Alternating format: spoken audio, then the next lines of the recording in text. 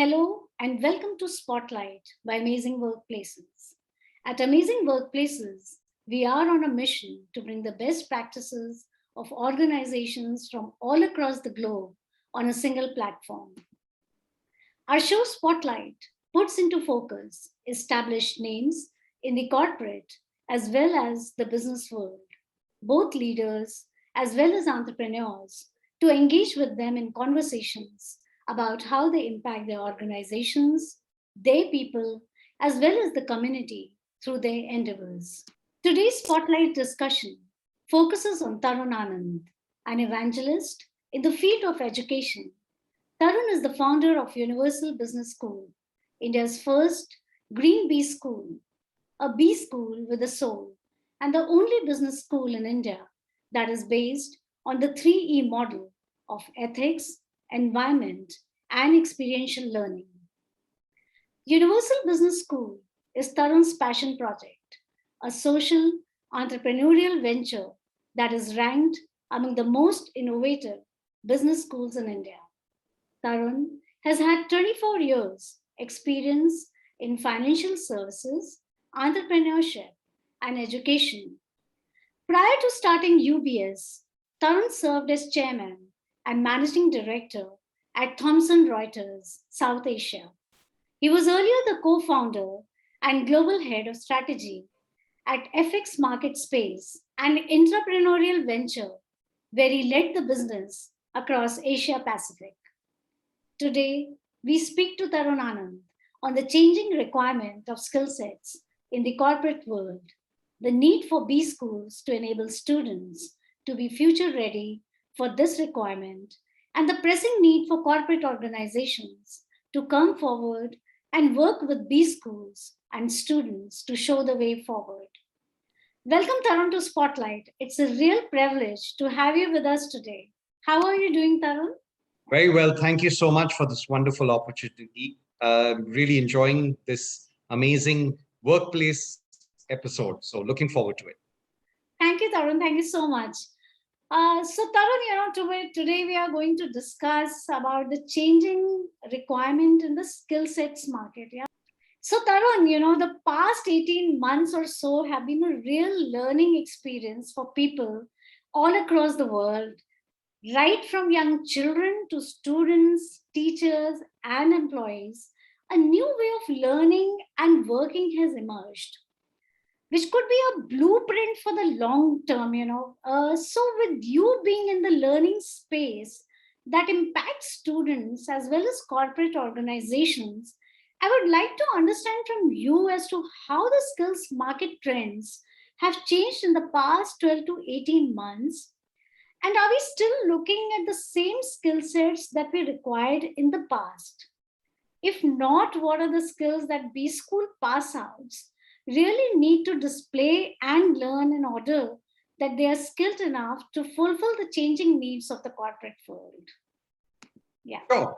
It's fascinating the debate on what they call so-called soft skills. I would call them higher order skills or higher value skills. In fact, these are the skills which will supercharge young graduates, executives in the corporate world into propelling them in their careers. I would say some of it is constant. Some of these skills are going to be constant. And as you rightly said, some have become even more important in this current virtual world that we are living in. And some have become, so critical that if you don't have them, you're not ready for the new world that is coming to you. Right. So, just to broaden the discussion, of course, we'll start with some of the basics, right? We're talking of what I call the smarts, right? You've got to be intelligent, you've got to be analyzing, and whether in any situation, and more so now, problem solving is going to become the most defining skill. There was a time we used to go to our bosses with problems. I'm saying that time is over. If you want to rise in the corporate workplace, you've got to make your bosses redundant. I don't need your boss, right? You've got to go with solutions to your bosses rather than saying, here's a problem and put it on him. And the moment you make your bosses redundant, the next thing that happens is you're ready to take his position. So problem solving is going to become in supercharge mode.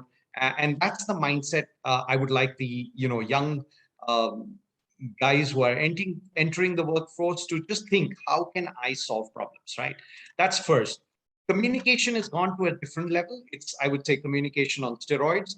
The ability to convey what one is thinking. Yeah, you've got to be present and you've got to be presentable at the same time. And because we are in this virtual world, you don't sometimes get the tone proper or the body language, right? Sometimes it's not, you just see a face on the thing, and a lot of the non-verbal skills is lost in this new medium. So how can we communicate with all stakeholders effectively, whether it's your customers, your colleagues, your peers, your competitors, regulators, right? Are you a good listener? Are you actually putting on your empathizing hat? Because people are going through a tough time, right? You don't know what they've just been through. So I think that's going to become very, very important.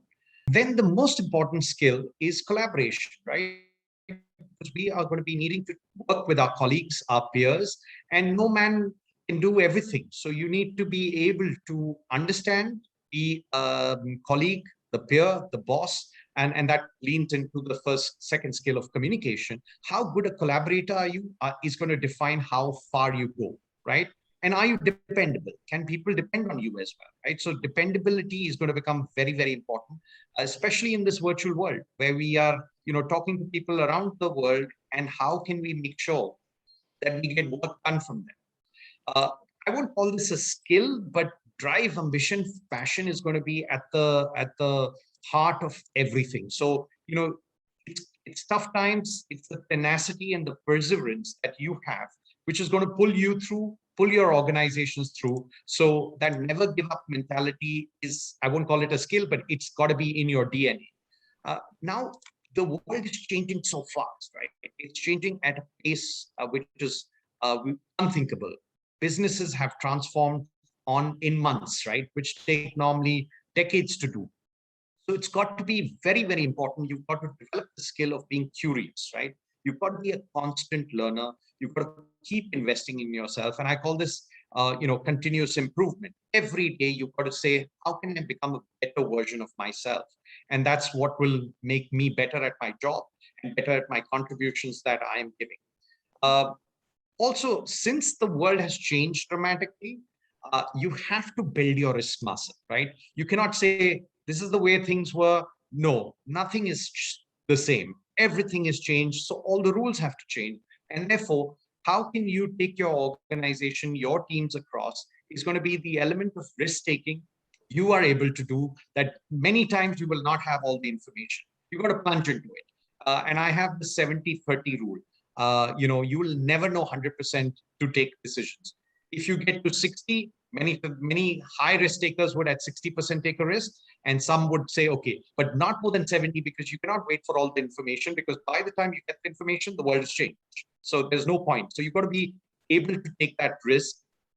Now, the world in the last 18 months have taught us one thing very, very important: adaptability, adaptability, adaptability. How flexible are you? How agile are you? How can you switch positions and say, today I was doing this, tomorrow I might be able to do another thing, right? My roles can change dramatically because the organization did. So I can't be dogmatic and stuck that, this is the way I was doing it. No, my friend, you've got to be able to be on the hoop, willing to acquire new skills and say, yeah, I'm willing to do that.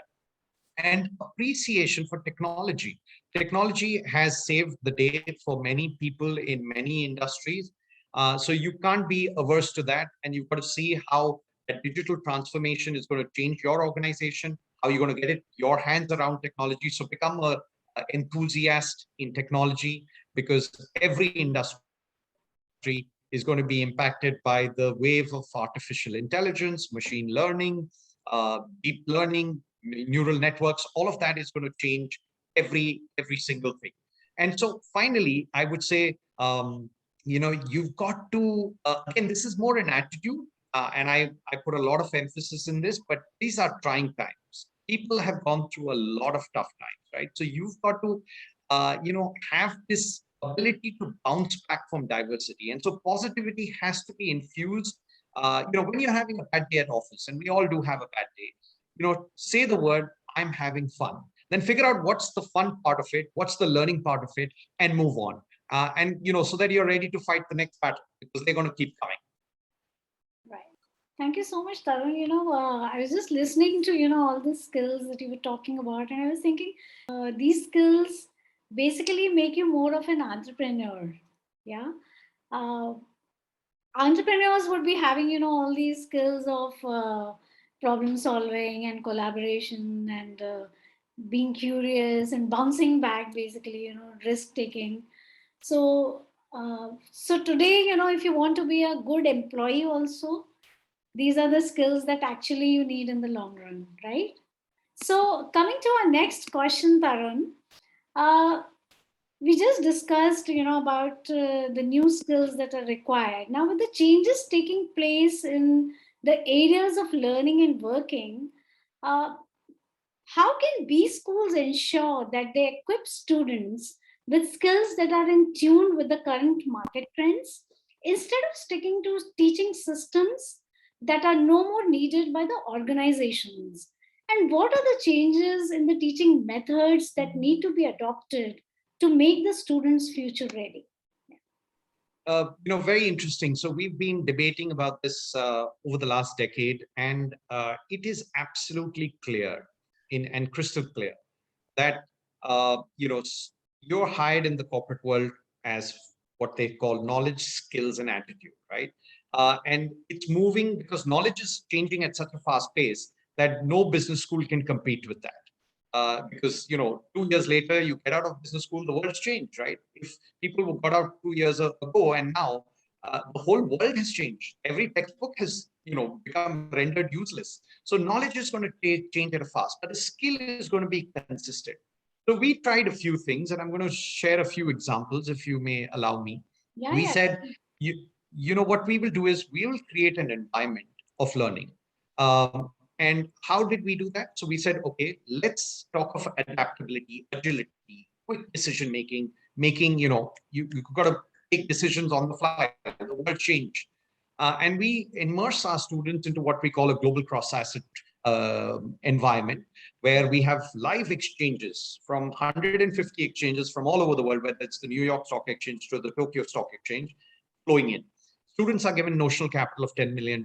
They have to invest this in bond markets, stock markets, commodity currency markets, right? Now they are real time, literally every second, the prices are moving in various asset classes. How do you synthesize? How do you critically think about your decisions and in real time make investment decisions, which can impact your portfolio and thereby your credits, right? It's all linked to the credits that you earn. So this is a high stakes game. Money is there. It's obviously notional capital, but it's Yeah. clear that how you make decisions in real time. So you're trying to get them into that mode that when the US president Donald Trump says, I'm going to build a wall between Mexico and United States, many people in most business schools would say, crazy guy, right? Just to give you an example, our guy would say, you know what, our student would say, $1 billion is going to be spent on making a wall. $1 billion means steel, cement, which is for a wall. Which are the large producing factories in the world? UK, Europe, which have excess capacity. Let's invest in those stocks, right? I'm saying, how do you translate that? This is a statement you immediately, and so you've started to connect the dots. And that's what I think is very relevant. When you go out into the corporate world, you will have pieces of information. There'll be no story.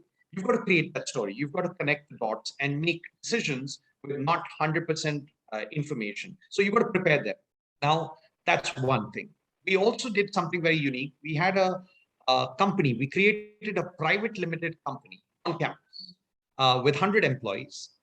You start when you join your business management program, you start as an executive. If you do a good job, you can be made a team leader. If you do an excellent job, in 1 year, you could become vice president. In year two, you could be promoted to a CXO, CFO, CMO, COO, and so on. And if you're amazing, you can become the CEO. So the company does real business, right? There are 15 lines of business. You hire, you fire, you make profits, you make losses, you fund the balance sheet, you actually stand asking the board for funding, and that's what problem solving is. You're immersed in all the skill sets that I mentioned, because you're working in the company. You've got to be doing all of that. So we said, let's give the real world. You also go to board meetings, you sign on balance sheets, right? You're doing exactly what you would do in corporate work. So we said the best way is to mirror that experience in the B school environment. And that brings out certain leadership skills, organization skills, some teamwork, because you're working with, sometimes you're, the CEO, you're an undergraduate student who's made it to CEO position, and you have postgrad students, 100 of them reporting into you, who Right. are 3-4 years older than you. Now that's another dynamic. How do you work with people? How do you collaborate? How do you communicate effectively? So those were some of the things that we did.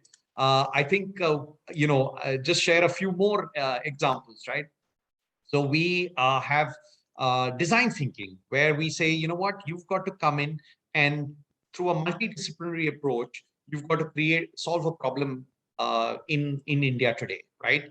And then we get diverse teams put together, and through visual, through Lego, they create solving that problem, right? Then we have wisdom towards self-excellence, where we say, you've got to deep down at a meta level, go into yourself to figure out what are your vulnerabilities, and then have a toolkit created to deal with your vulnerability, so that you are effective. I can't stand up in a crowd and speak. Maybe that's something I'm got stage fright or whatever. So how do I deal with that? I'm not a guy who can get work done. I don't like to be rude with my colleagues, right?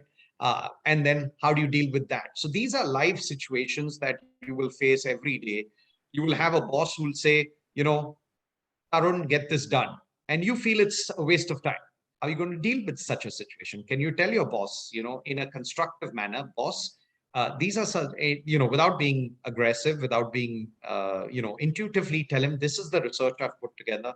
Right. I think we should do it in a particular way. And many people in the organizations feel, no, boss has said it, it has to be done. No, you've been hired as a valuable resource so that you give your inputs into the process. And some bosses are smart enough to realize that, hey, this is something, yeah, you've got a point. Maybe we can do it in a slightly different way and save the company certain, resources. So I think the environment you need to create is what we try and do. We look at students not as students, but as executives, right? You're an executive. Student mentality is very different. It's an entitlement mentality. I need to get this. I need to get that. Possibly because they're paying the fees, right? But I think if you switch them to become responsible owners, taking ownership of their own learning, ownership of their life, I think that fundamental, if you can do that, then when they go out, the guys who were, vice presidents and CEOs and CXOs, they are doing incredibly well. And in their 20s, they are leading, businesses. So it gives me great joy that we change the fulcrum, make them take ownership, and you see amazing results. This is really interesting. It seems like a kind of a workshop where this is practical learning happening every day. A lot of competitive environment you have created, and I think with this kind of a learning, you're actually making future leaders. So a lot of people must be realizing their, very strong leadership skills during this entire process. So, Tarun, that brings us to our next question.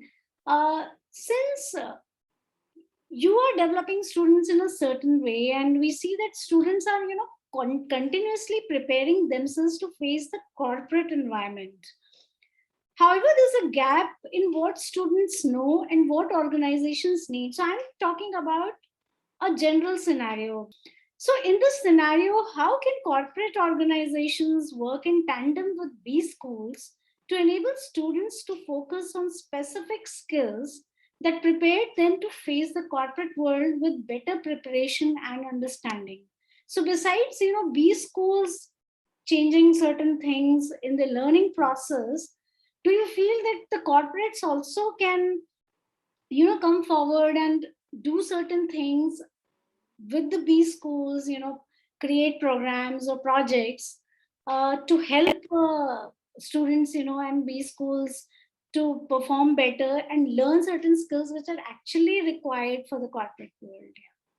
No, absolutely. I think, traditionally corporates used to have in most B schools the concept of which is part of the curriculum, which is an internship where they would go and, learn certain, in that 2.5 months, pick up certain, get some professionalism, get some flavor. And that was good and it's constant, but we need to do more. I completely. So, many corporates are going out of their way and have realized that this is an ecosystem, right? The same students are going to come and work for them, so they need to input into the process. And we've had the opportunity to get them in for mentoring, so that they work with our students on a regular basis. I know there's a paucity of time, but they come in from a mentoring perspective once a month, have a deep engagement discussions, put certain aspects that what they expect when they want students to go. So that's something which many business schools are doing, which is called corporate mentoring.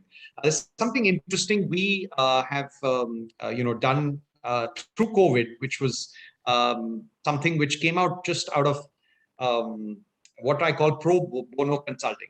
Everybody is out there. We realize that the SME sector is going through a tough time. And so we said, can our groups of students meet certain small, medium enterprises, including some stores, some small who were, about to shut shop, and can we work with them? And I think that was a great experience where they actually worked with the businessman and said, you know what, where is it branding? Is it digital marketing? Is it, delivery service? Because you don't know that, and so on and so forth.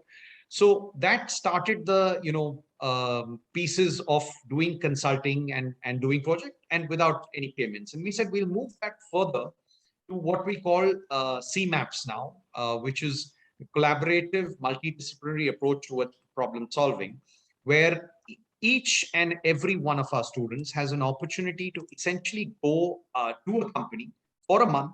This is in term two itself, right? They go for a month. Um, so the companies basically, the get a fresh perspective. So what's in it for a company, right? They get fresh perspective from external. So one of our faculty is also, part of the team. So it's a multi-disciplinary team. And you get an unbiased view from the team saying, hey, undivided attention, 4 weeks, we'll come in and we'll solve whatever problem you have, right?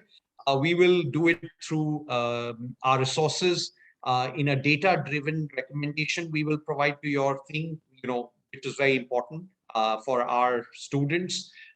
You will also have an exchange of ideas, so you can bounce certain ideas, and our students will also in the process gain some valuable business knowledge. And there's a high value results for you with minimal investments. All you have to do is give us, 1 month, one dedicated resource who will work with our team. So it's like the gig economy. What is the gig economy?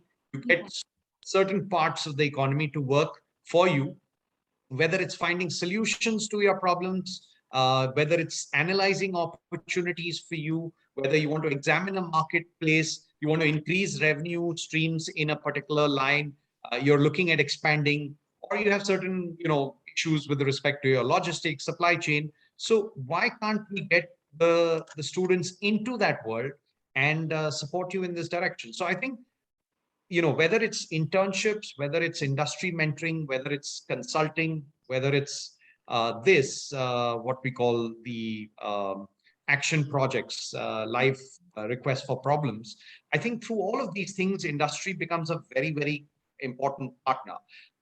Also, there are this whole hackathons which we get our students to work on. So we had, many business schools around the country. A Mahindra would come up saying, I want to solve my trucking problem in certain regions. So then groups of students would come, do diagnostics, understand, have interviews, come up with a solution.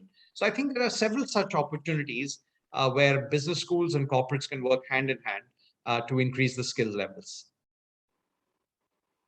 Pretty interesting, Tarun.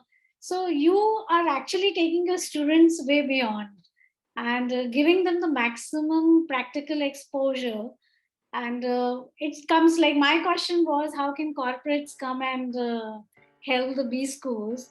I think you have taken the other route. You have actually approached businesses which needed help and sent your students over there to understand the problems. And I think it works both ways. It's a win-win situation for you, your students, as well as obviously the business owners. Pretty interesting. I really enjoyed this conversation with you, Tarun, learning a lot of new stuff from you. Thank you so much for being a part of Spotlight. Thank You you. so much. Thank you so much, Amazing Workplaces. It was great opportunity provided by you to give us this fantastic view of the world that is coming in our lives. And thank you once again for this wonderful opportunity. Thank you, Tarun. Thank you so much. Thank you very much.